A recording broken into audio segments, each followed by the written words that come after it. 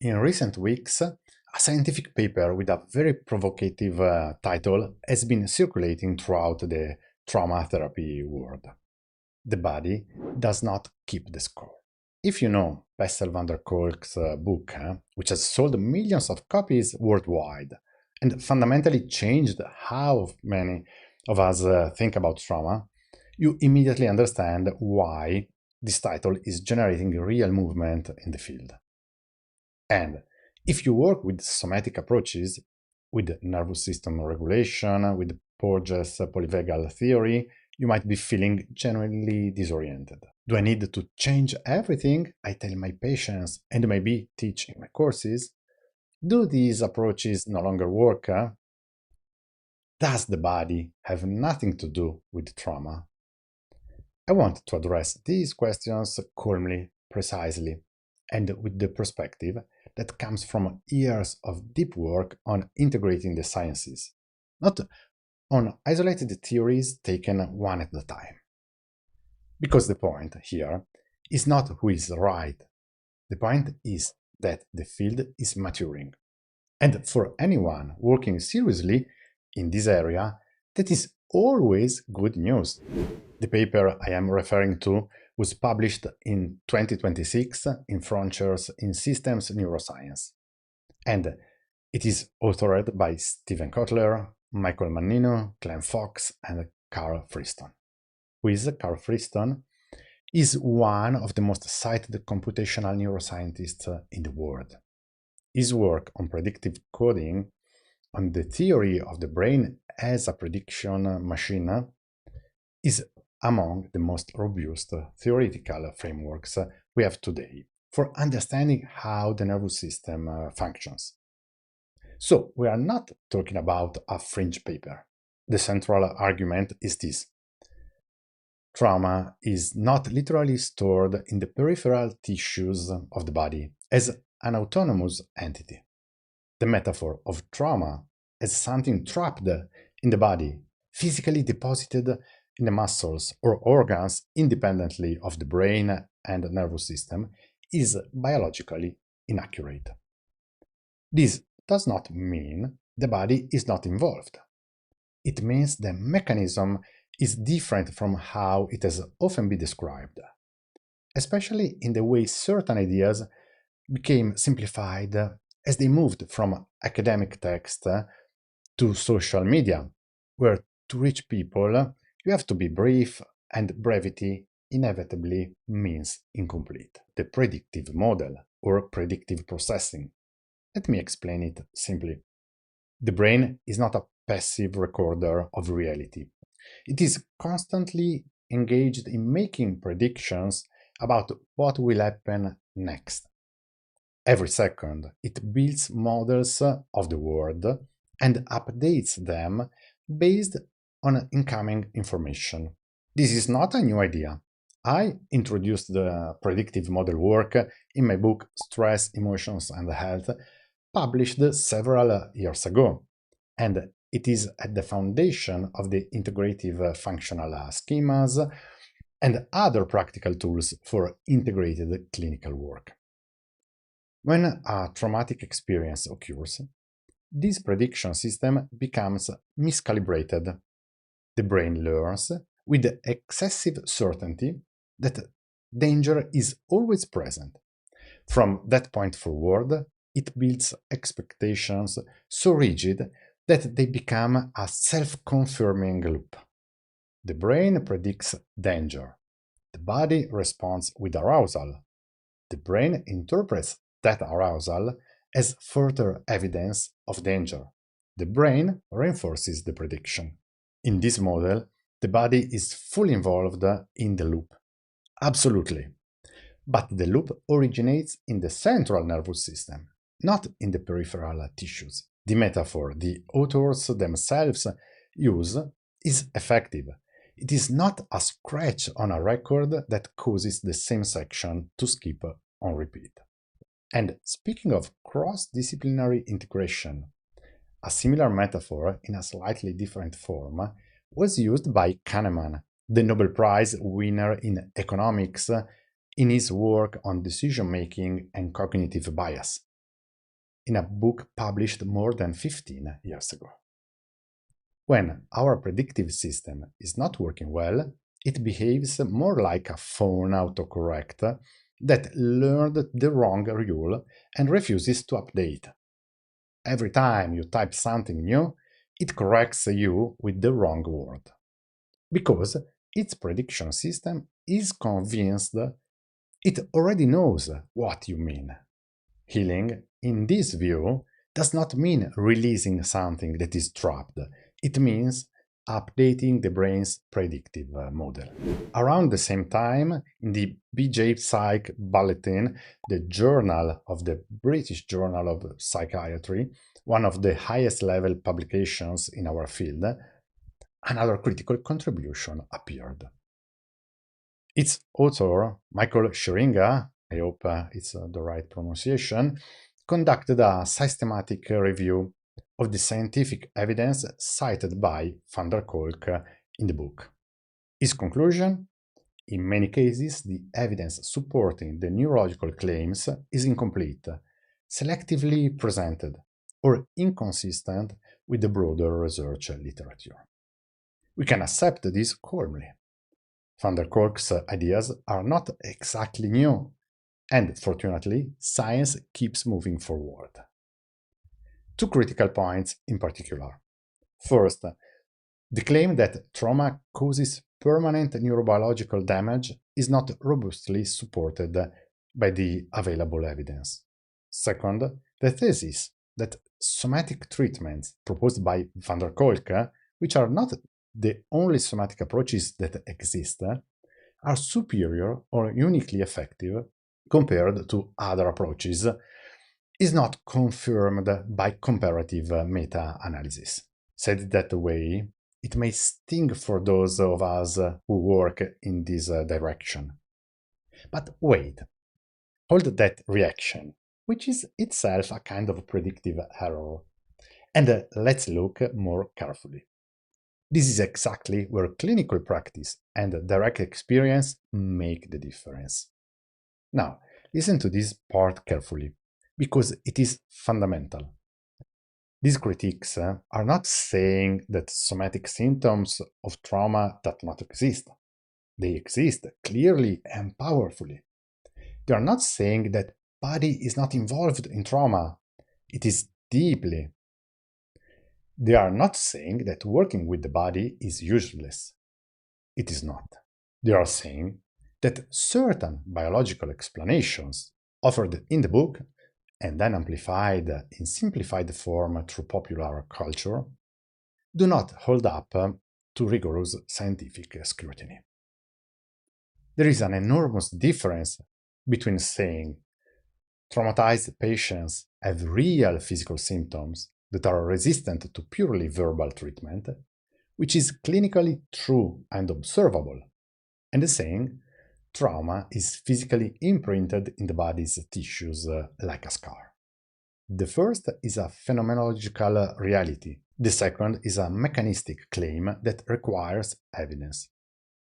In my own research and clinical work, for example, through specific techniques, psychosomatic point release, emotional facial release, psychosomatic stretching, allows the somatic memory to reorganize and enables to correct reprocessing of a traumatic event, integrating sensory perceptions, body maps, and movement schemas at the emotional and narrative level. The memory is not located in the muscle, except as a protective schema, but that release creates the conditions for broader change. Van der Kolk had the extraordinary merit of bringing the body back to the center of the trauma conversation, at a time when psychology had become almost entirely cognitive and verbal. That shift had immense clinical and cultural value. The problem arises when the metaphor becomes dogma. There is a third front in this debate, and it concerns Stephen Porges' polyvagal theory.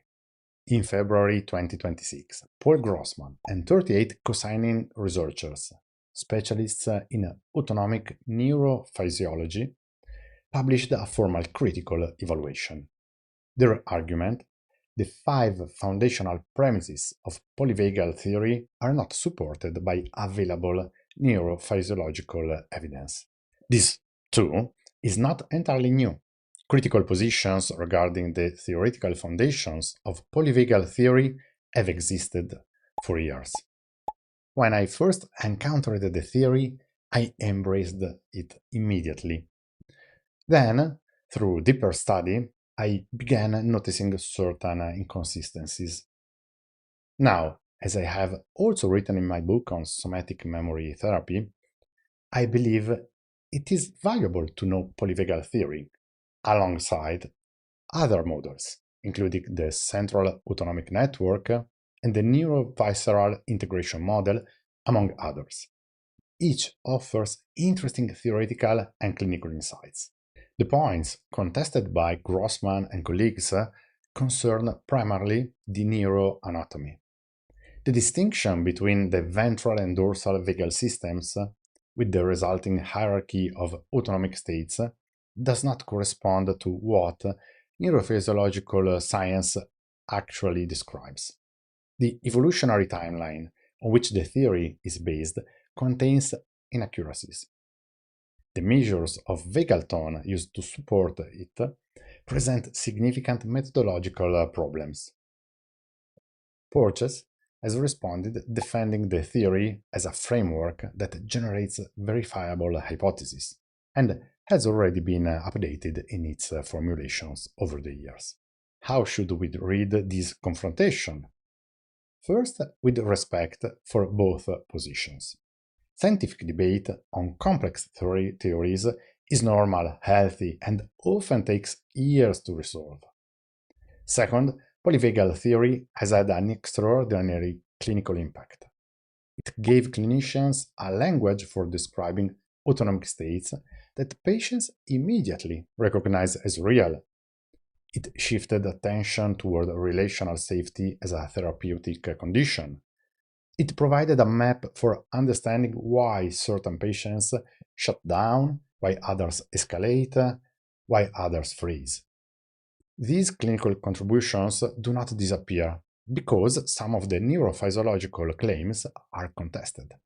The key is distinguishing between a theory as an orienting clinical framework, useful, communicable, capable of guiding observation, and a theory as a precise and definitive neurophysiological explanation. These are two different things, and treating them as identical creates the problem we are now seeing. Looking at these 3 fronts together, the Freestone and others paper, sharing as a critique of Van Der Kolk the objection to Porges, a common thread emerges. All 3 critiques point to the same note. We have used powerful biological metaphors as if they were demonstrated mechanisms. Trauma is trapped in the body is a clinical useful metaphor, biological imprecise.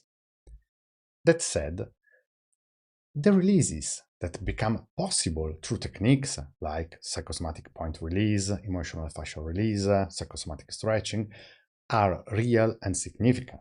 The sentence, "the autonomic nervous system has 3 distinct hierarchical states," is an orienting map, genuinely useful for clinicians and patients in having shared reference points to work from, but not actual anatomy. This is a resource, not a constraint. Saying the neurobiological damage from trauma is structural and permanent is a stronger claim than the evidence supports. And actually, this is good news. If the changes are at least partly functional rather than irreversible, it means we have even more therapeutic leverage to generate real change. And here the truly important question emerges. If the explanations do not hold up, do the therapies still work? The answer is yes. The Kotler and the Freestone paper says this explicitly. All therapies with solid clinical foundations focused on stabilization and reprocessing, including EMDR, somatic experiences, mindfulness, and others, work. They work not because they release trapped energy from tissues, but because they restore flexibility in the central nervous system, what the paper calls metastability. And looking at additional research, because Kotler and Freestone are rigorous but did not cover every dimension either, we can add that effective work also requires experiential techniques, deep work on sensoriality, and multiple levels of integrations. It requires releasing traumatic or simply stress-related protective schemas at both the physical and emotional level simultaneously in order to bring the mechanisms back toward physiological function. It requires also learning to modulate adaptive responses in real time, to bring stress and emotional responses to termination, and it requires updating body maps in ongoing dialogue with growing awareness, consciousness, and development of the self. A genuinely integrative approach to the sciences of change begins from a foundational premise. There is no single explanation. There is a system of lenses that illuminates each other. When I work with a patient and observe how a postural pattern, a surgical scar, a breathing habit, a starter reflex, a relational history, and a narrative of identity interweave into a single clinical picture. I'm not trying to force everything into one theory. I am using multiple levels of observation simultaneously. In my work, somatic memories are not energies trapped in tissues, they are embodied predictive patterns, exactly what the Freestone model describes. The body has learned to respond in a particular way, and that way has become automatic, invisible, anticipatory. Many of what I call the change switches are precisely interventions on metastability, when we create the conditions for the nervous system to experience something different, something its predictive model was not expecting, we are updating the system. We are making new predictions possible. The current debate, at its core, is saying this. We need more sophisticated maps, maps that are not afraid of complexity. I want to close with something I think is important to say directly. When a theory is criticized, the first reaction for many professionals is defensive. You are dismantling years of training, you are saying what I do does not work, you are taking away a reference point I relied on. But a measuring field does not take away, it adds precision. The fact that trauma is not literally stored in muscles as an autonomous entity takes nothing away from the reality of somatization. The fact that polyvagal theory has neurophysiological imprecisions takes nothing away from the value of working with the relational and safety and autonomic regulation. What changes are the explanations, and the more precise explanations make us better clinicians. If you are going through a moment of confusion in relation to this debate, here is what I want to offer you. Complexity is not an obstacle, it is the map.